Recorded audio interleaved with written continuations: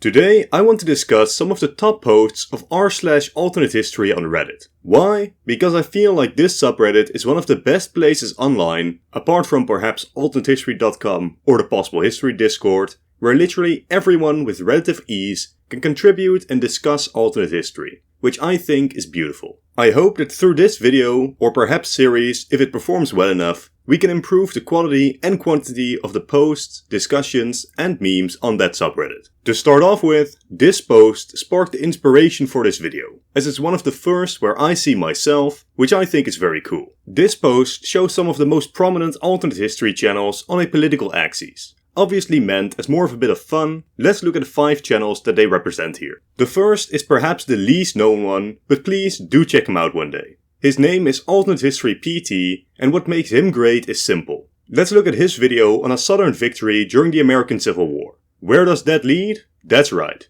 a German victory in World War I. Germany essentially unifies Earth by 1915, but then the real kicker comes. In 1989, the entire world becomes sick of Imperial German rule, and the world becomes one large communist state. With Alternate History PT's tendency to turn everything into a communist utopia, I think his place on the far left is understandable. Next up is me, and I am placed on the left because of my criticisms of What If Alt-Hist. While I personally see myself close to the center, I understand where they are coming from. And it has been pointed out to me plenty of times that yes, I do have the Soviet Union win World War II quite a lot. Sorry about that. Next up is Mr. Alternate History himself, Alternate History Hub. I don't think he needs any introduction. By far the biggest alternate history channel, he has always held the title of being the most reasonable one, sometimes to a fault, being very deliberate and cautious in his claims and videos. This attitude toward alternate history also ensures that his personal politics almost never seeps through into his videos. The same cannot be said for What If Alt-Hist, especially since he's dropped alternate history and went into frankly strange subjects sometimes, focusing on ethnicities, cultures, circular history, anti-SJW, and geopolitic content, among others. While he claims to hold no bias, anyone who has ever watched his videos knows that he absolutely leans much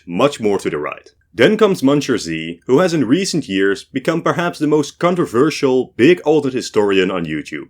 The peak for me included a video, now deleted I believe, where he argued in favor of ethno-states. States exclusive or based on nationalities, culture, or race. Another example is his video, What If America Stayed Great? Already an amazing title, implying that the US isn't still the single most powerful nation and economy on Earth, in which he makes claims like, the 50s were the peak of US history and McCarthy did nothing wrong.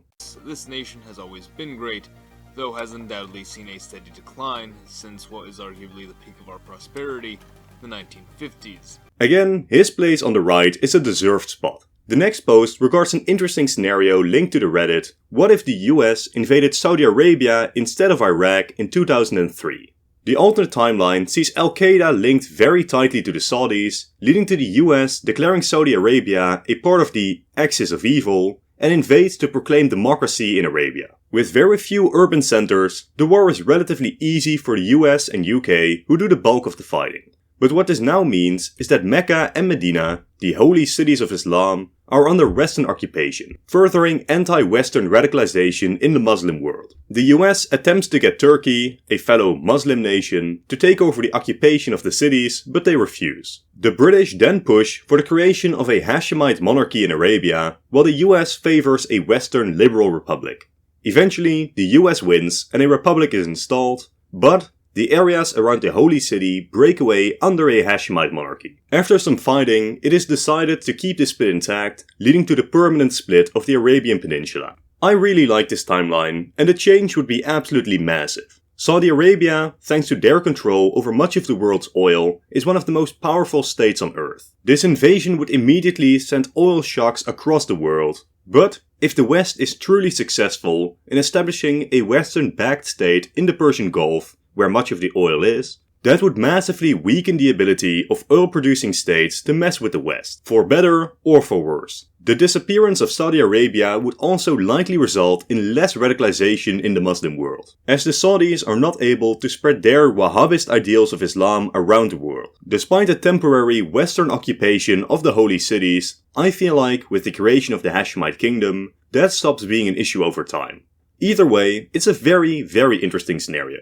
But the next scenario takes the cake for my favorite, as it asks the question, what if China, Korea and Taiwan joined in building a mega project to dam the East China Sea? An absolutely insane scenario, I love it. The creator doesn't leave us with a direct scenario, so we're free to speculate for ourselves. First off, this would be hilariously horrible for just about all parties involved. South Korea would be devastated, as they fully rely on their shipping industry for their economy. Same with Japan, but at least they still have their eastern coast. Adding to that, the new land would be extremely salty, and without significant terraforming, wouldn't necessarily be useful for the new states. But before we can even discuss the use of the land, we need to address a significant issue.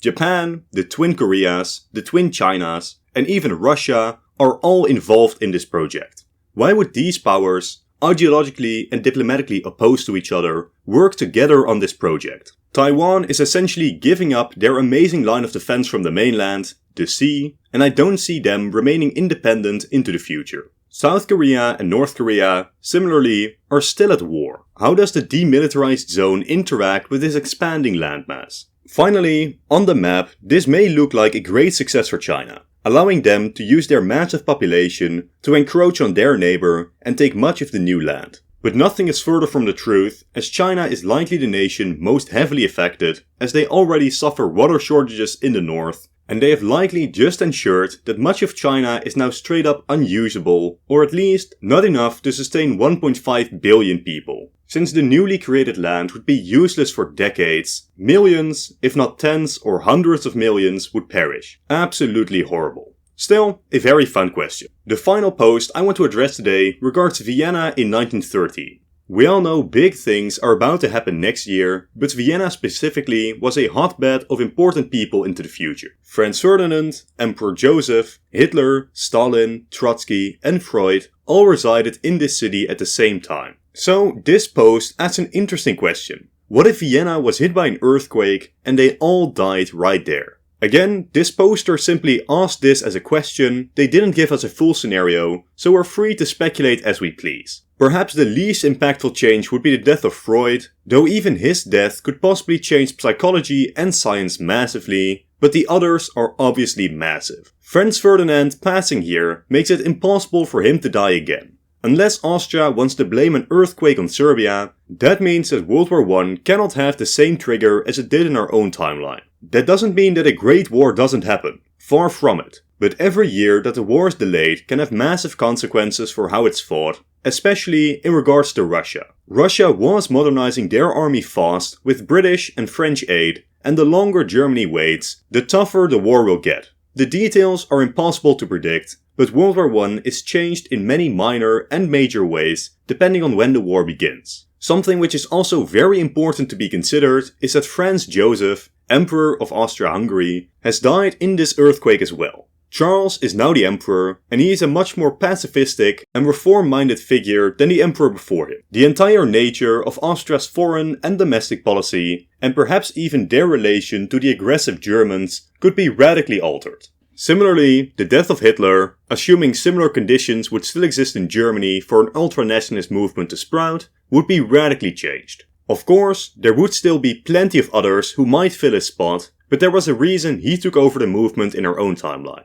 He was a good speaker, he was charismatic, and he absolutely steered the party in the direction of his choice. Any other candidate we choose would lead to a radically different ultra-nationalist movement were they to still take charge of Germany. The importance of the death of Stalin and Trotsky cannot be understated either. Trotsky was a major figure in the Russian Revolution and the Russian Civil War after it. Even after losing power, his writings would influence anti-Stalinist communism worldwide. Speaking of anti-Stalinism, Stalin is dead too. The Iron Dictator, who took over, corrupted, industrialized and expanded the Soviet Union, is gone. Either of these two central figures dying would be enough to base a whole alternate history video about. The entire Russian Revolution, without these two central figures, is altered in ways I'm admittedly not knowledgeable enough to even start predicting things about. I know that this was all very vague, but this earthquake has wiped away, directly or indirectly, 7 of the most influential figures at the time in one fell swoop. But with that, I'll end this video. Let me know what you think about the concept and the format, and if you'd like me to do another one next month. As always, thank you all for watching, consider leaving a like and a comment to support the content, subscribe for 2 more videos every single week, and to continue watching, click on one of the 2 videos on screen now. Again, thank you all for watching, and goodbye.